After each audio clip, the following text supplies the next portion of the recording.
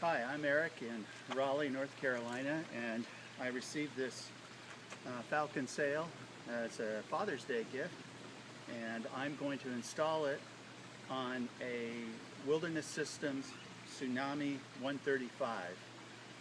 This I call my oyster catcher. I use it in Core Sound out near Cape Lookout. I chase down oysters with this thing, so it gets kind of scratched up at the bottom.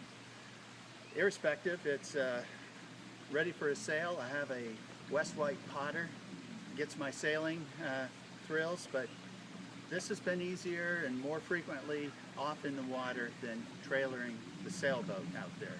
So I am missing some sailing and am going to install a Falcon sail on a Tsunami 135. It's a nice day, July 5th, 2014. We don't often get low humidity days in this part of the country, so I'm doing it outside here in my backyard. The whole package came in the box within a week of ordering. Thank you, Sherry, my wife, for ordering that. And the biggest challenge in getting going is deciding exactly where to place the sail. So I am going to go to the camera and point out some of the things that I debated and where I ended up deciding where I would place the mast. So the mast mount here.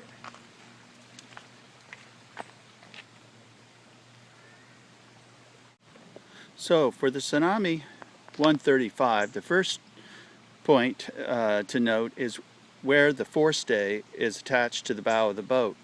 The Tsunami has a carrying strap here, and at where that strap is attached is a cleat, a sort of an iPad up here that allows you to put the pulley right up front without drilling additional holes. It slides in underneath the carrying strap, so there might be a little rub on there, but the carrying strap isn't used too much. And I've got this temporarily tied on here. Later on I can cinch it down and have the forestay running from this block right here. The two positions then, measuring 18 inches out on the boat, would put you, on the kayak rather, will put you at just in front of this dimple where one would maybe put a compass, or simply for the marketing for the Wilderness Systems decal, but nonetheless that would be 18 inches there, just in front of that. The hatch is back here, so it could be placed 24 inches, another 6 inches out, right at this point. Both of those points would seem to be acceptable mounting points for the mast. The under support for the mast support inside the hull would be accessible from the hatch cover here, and that could be placed here or here. One advantage of being placed out here for the under support would be it would give you more clear stowage area from the hatch forward. But to me, one of the bigger considerations would be how the boom and mast lay out on the body of the kayak. So if we look back here, the boom would extend to here in the forward position at 18 inches and would just intrude into the cockpit area. That would be fine. It's in front of my knees and would give a lot of clearance, as far as I can tell, from the mast and from the boom when paddling. When stowed, the kayak, the sail, the mast and boom will need to lay alongside the cockpit. This is because the mast is too tall and would go to the seat. Basically, that would not work. So that will lay there. Unfortunately, it kind of rises right where I'm paddling. So the height of this with the mast might interfere a little bit with paddling, but my stroke is further out, so maybe that'll be okay. So if I were, for example, to move the mast mount to the 24-inch position, and then we'd have the boom riding on the ring here. So at this point, we would have the support strut in the hole right beyond the mast hatch entrance. Boom would be mounted here, and then this would extend, and thus the boom would intrude into the cockpit and would cross in front of my body above my knees. Would probably be more of an issue when paddling. It would be stowed, rise a little bit here, and then the back of the mast would extend just to my back where I'm sitting in the cockpit. So all said and done with this boom intrusion here, even though that may be better with this top of the mast extending beyond where my arm would be when paddling, I'm going to go with the 18-inch placement rather than the 24-inch placement and put the mast mounting pad right up here in that position with the forestay coming up 18-inch distance from the mast, and I think we're good. So now it's a matter of putting the template down and drilling holes and installing this thing. So I have measured the template to place it 18 inches on center from the forward or the bow block retaining screw that's right up there. 18 inches down to the center. There's a bit of a ridge line, a little bit of a, so it's not exactly flat, running down the middle of the kayak. So the block, the retaining block will be, or the mast mount will be sitting on that ridge. Got to screw it down tight. Hopefully it'll be fairly flush. But measured that. It's about 8 inches up from those screws, 8 1/4. And we're all set to start drilling on the template. The holes have been drilled, so we're on our way. Template's removed. Now we're going to install the mast mounting bracket here, and along with that will be the support strut that will go underneath and through the stowage area here, under and in the hull. This is the support for the bracket that goes inside the hull. We're going to place that back up in here, and we'll screw the mounting bracket into that, the mast mounting bracket. Okay, here's the mast mounting plate screwed onto the kayak. It went in well. It's got the backing plate and strut support underneath. It deformed the hull just a tad to go down with a tight fit. Even though there might be a little curve to the hole up there, it went down flush. I had to adjust the drill bit size till I got it right. I started small, but I ended up with 5 5/32. So 5/32 bit allows for the threads of the stainless steel screws to bite into the plastic, polyester, or polypropylene, whatever these things are made of. And so that makes me feel comfortable with having a watertight seal. So now what I have to do is to go in where the strut support is located and cut the actual strut so that the top end of it is trimmed back a bit so that it just raises the mast plate a little bit. So I'll have to trim this and get this down to size to fit this particular kayak. Okay, I've cut down the compression support strut that goes underneath the mast base plate. As you can see, it took me a little while to get it just right. The strut comes at about 12 inches.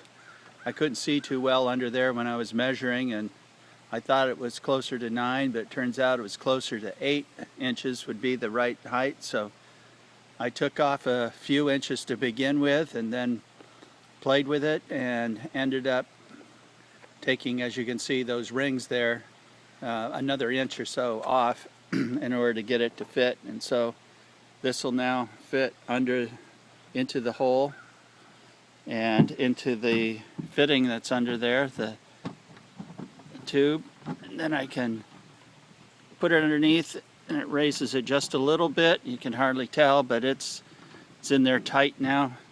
Nice fit. This might go down a little tighter, but it looks like this rides a little loose in the mast at any rate. So I've taken about an hour and 15 minutes to get this together, and that might be a little bit long for some, but I do a lot of measuring and a lot of measuring before I cut, so, and before I drill. So we're ready to put in a number of cleats and eye pads and get this thing finished up. All right, after a short lunch break, we had some leftover ribs from yesterday, and I also had a small glass of long leaf pale ale that came from the Appalachian Mountain Brewery up in Boone, where our daughter lives. So let's see if this goes with a little less stress or goes more efficiently, who knows. But at any rate, I put the template back on so I can measure out the angle, 45-degree angle from the center for placement of the pad eyes that will be for the backstays. So I've drawn a little line on the hole here, and I'm going to place this. So what we're doing now is putting in the forestay. And what I want to point out, which may not be clear to everyone, it took me a little while to realize what I needed to do, is that first off, the forestay is connected to the sail the way it's shipped, which is the way it'll be attached in the end. But ultimately, or during installation, you simply untie it from the sail.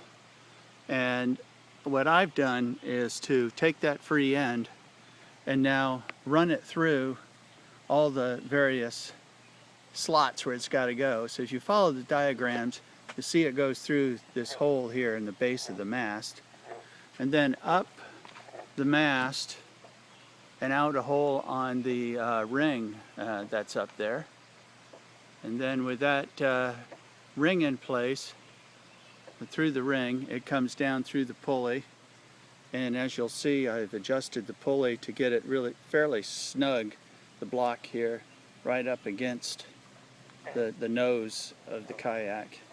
Then it comes back down through the base of the mast. There's a hole conveniently drilled. So this is all machined very nicely. So that goes through there.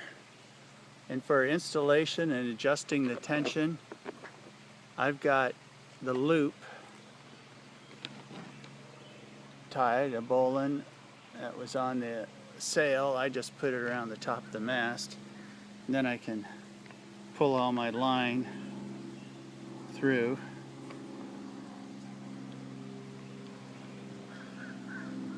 And down. And now if you'll look, I imagine that the outhaul on this is best if it's dead center. On the other hand, that runs right across the middle of the hatch. So maybe it'll be okay if it's off to an angle a bit. If I put it off to the angle, I might be able to run this forestay outhaul, downhaul, uphaul line for the mast under my cargo straps. I think that would be cleaner. Then I could put the cleat that's used to cinch it down right here above the last cargo eye, and maybe that would be a good spot for cinching it down. That, as you can see, is just forward of my cockpit, and it would give me a good pull and a good place to cleat it within reach of my right hand on the right side, since I'm right-handed.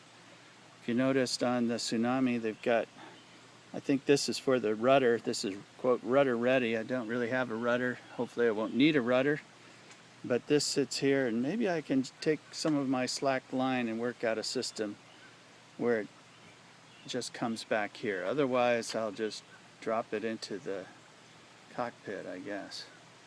So I'm going to screw in this cleat here, and I think there might be one more cleat for the boom, for the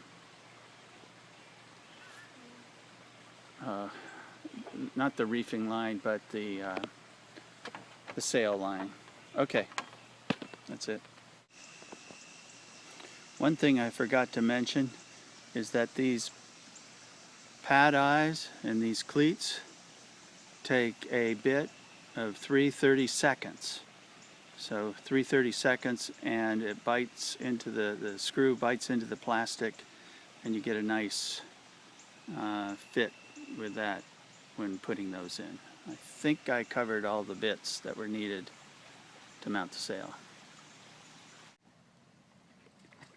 Here we are on Lake Wheeler with the kayak all loaded up with the Falcon sail. I've got it set up so that the lashings or the sail tie downs are ad hoc, just temporary. See how that works. We're out here on Lake Wheeler, south of Raleigh. Water level's low, and the wind is very light, so that'll be good for giving me an inaugural sail, a good start. And it took 8 minutes to mount it all up, and I'll get faster at that, I'm sure. Well, I just finished my inaugural ride out on Lake Wheeler. It was very light wind today, but that was good for taking it down and bringing it up, and I practiced that several times, and everything worked out very fine. The only thing I would suggest that we need to watch out for is this pinches up here at times when the sail twists. This is the forestay and the uphaul, downhaul, and sometimes the mast turns sideways, and that'll pinch it right here. But other than that, it's a great